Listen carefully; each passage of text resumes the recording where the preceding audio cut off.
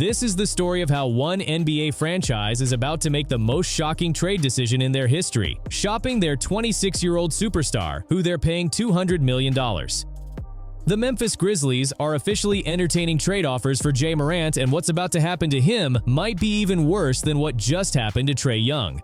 2 days ago, the Atlanta Hawks shipped Trae Young to Washington for basically nothing. No picks, no young players, just CJ McCollum and Corey Kispert. A four-time All-Star traded for spare parts. And now, according to Shams Charania, the Grizzlies have opened the phone lines for Ja Morant. This isn't speculation, and this isn't media drama. For the first time in franchise history, Memphis is actively listening to trade offers for the guy they drafted second overall in 2019.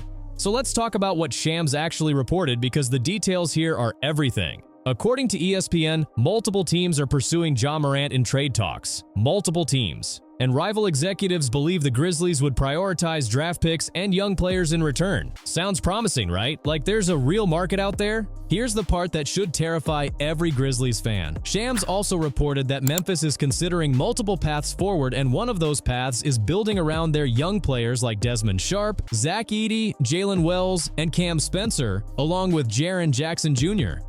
Think about that for a second. Memphis is literally considering building around Jaren Jackson Jr. instead of Ja Morant, the guy they gave a max contract to, the guy who was supposed to be the face of their franchise for the next decade. Now, there's a caveat in there. Shams said the Grizzlies are also open to continuing with Ja as a focal point of their retool, but we all know what that language really means. That's GM speak for we're shopping him, but we don't want to tank his value even more than it already is. The numbers tell the real story here. The Memphis Grizzlies are 6-12 when Ja Morant plays this season. They're 10-9 without him. Let that sink in. When your $200 million franchise player suits up, you only win a third of your games. When he's on the bench, you're above 500. You're actually competitive. You're actually winning basketball games. And this isn't just a small sample size fluke. Ja Morant is averaging 19 points and 7.6 assists per game this season. Decent numbers on paper until you look deeper. He's shooting a career-low 40.1% from the field and an absolutely atrocious 20.8% from three. For a starting point guard in today's NBA, those are disaster numbers.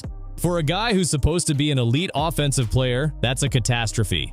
But it gets worse. Ja has only played in 18 games this season, 18 out of 37. He's missed more than half the season between injuries and a one-game suspension from the team. And here's the stat that really puts this into perspective. Ja has played just 59 games total over the last 2 seasons combined. 59 games in 2 years. Between gun suspensions and injuries, he's basically been a part-time player making superstar money. Now let's address the elephant in the room that's been brewing for months: the beef between Ja and his head coach. Back in November, the Grizzlies suspended Ja for 1 game for conduct detrimental to the team. After a loss to the Lakers where Ja scored just 8 points on 3 of 14 shooting, Taylor Jenkins challenged Ja's leadership and effort in the locker room, in front of the entire team. And according to reports, Ja responded in a tone deemed inappropriate and dismissive. Then Ja went to his post-game press conference and basically threw the coaching staff under the bus. When reporters asked what went wrong, he kept saying, "Go ask the coaching staff." When asked about his energy level, "Go ask the coaching staff." When asked if he should play more, "Go ask the coaching staff." This is your franchise player publicly feuding with his head coach. Your $200 million investment telling the media that the coaching staff told him not to play. People close to the situation say the relationship has improved since then. They say Ja seems more engaged recently. But the damage is done. The front office saw what happened. They saw how their star responded to being challenged. And now, 2 months later, Memphis is officially shopping him.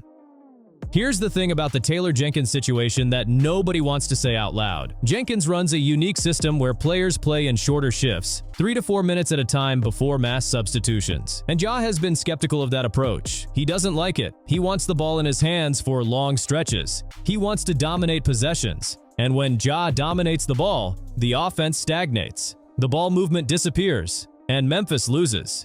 The front office had to make a choice, and it looks like they're choosing Jenkins' system over their star player. The Miami Heat have been linked to Ja for months. They've had internal discussions about how their culture could benefit Ja. But ironically, the Heat have been thriving this season by doing the exact opposite of what Ja wants. They've abandoned ball-dominant guard play. They move the ball, they play defense, they buy into a system. Would Ja even fit there? The Milwaukee Bucks are also mentioned at plus 600. With all the Giannis trade rumors swirling, maybe they see Ja as someone to keep Giannis happy, or maybe they see Ja as someone to build around if Giannis leaves. Either way, it's an interesting fit. But again, what are they giving up? Here's the reality. None of these teams are going to give up multiple first-round picks and blue-chip prospects for Ja Morant. Not with his injury history, not with his off-court baggage, not with his declining numbers, and not when the team plays better without him. And we haven't even talked about the biggest issue yet, the money. Ja Morant is making $39.5 million this season. He's got $87 million guaranteed over the next 2 years after this one. That's massive money for a player who can't stay on the court and hasn't played at an all-star level in 2 years. In the new tax apron era, teams can't afford to miss on max contracts. Every dollar matters. And taking on Ja's contract is a huge gamble. You're betting that he'll stay healthy. You're betting that he'll stay out of trouble. You're betting that he'll return to his 2022 form. That's a lot of bets to make. And here's the kicker. Ja is eligible to sign a 3-year, $178 million extension this summer. So any team that trades for him has to decide if they're willing to pay him over $350 million total. For a guy who's played 59 games in 2 years. For a guy who's been suspended 3 times. For a guy whose team plays better without him. That's not a no-brainer decision. That's a massive risk. And in today's NBA, teams are being more careful than ever about taking risks on max players with red flags. Here's the craziest part. Remember how I said Memphis is considering building around their young guys? Well, those young guys have been balling out. Desmond Sharp is averaging 13.7 points, 6.6 rebounds, and 2.9 assists per game this season. That's legitimate production from a first-year player. He's been one of the better rookies in the league. Zach Edey, Jaylen Wells, and Cam Spencer are all averaging over 12 points per game. Edey was dominating before his ankle injury. Spencer has stepped up as a ball handler. Wells has been a revelation on the wing. These aren't just young guys getting garbage time minutes. These are real contributors on a team that's been competitive all season. And then there's Jaren Jackson Jr., the 2023 Defensive Player of the Year, a legitimate two-way star who can anchor a franchise. He's averaging 18.5 points, 5.6 rebounds, and 1.5 blocks per game. He's the kind of player you can build a championship team around. And unlike Ja, he stays healthy. He stays out of trouble. He buys into the system. Here's the thing people forget. The Grizzlies have a treasure chest of assets. They traded Desmond Bane to Orlando last offseason for 4 unprotected first-round picks and a pick swap. They now have 9 first-round picks and 6 second-round picks moving forward. They have their own first-rounder in each of the next 7 drafts. Memphis doesn't need Jay to rebuild. They're already rebuilding, and trading Jay would accelerate that process. So where does this all go from here? The trade deadline is February 6th. That's less than a month away. And now that Shams has reported that Memphis is officially open for business, the clock is ticking. Here's what I think happens. Memphis is going to shop Ja hard over the next few weeks. They're going to call every team that might have interest. They're going to try to create a market, but the market might not exist. We just saw what happened with Trae Young. The Hawks couldn't find a real trade market for a 4-time All-Star. They had to take an expiring contract and a role player just to move him. And Ja has more baggage than Trae. More injury concerns, more off-court issues, more questions about fit and attitude. If Memphis can't find a deal they like, they'll keep Ja and try to work through it. But at that point, everyone knows the relationship is fractured. Everyone knows Ja was being shopped. Everyone knows the franchise considered building around Jaren instead. That's not a situation that heals. That's a situation that festers. The craziest part about all this? Ja is only 26 years old. He doesn't turn 27 until August. This should be the beginning of his prime.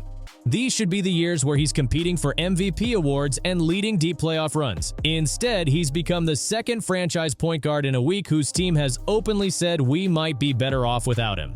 Think about where Ja was just 2 years ago. He was must-see TV. He was the guy putting up 50-point playoff games. He was the future of the league. Now he's a cautionary tale about what happens when talent isn't enough, when you can't stay healthy, when you can't stay out of trouble, when you can't buy into a system bigger than yourself. The Memphis Grizzlies are about to find out if anybody in the NBA still believes in Ja Morant. They're about to find out if any team is willing to bet on talent over track record. They're about to find out if Ja Morant at 26 years old still has real trade value in this league. And based on what just happened to Trae Young, the answer might be a lot more disappointing than anyone in Memphis wants to admit.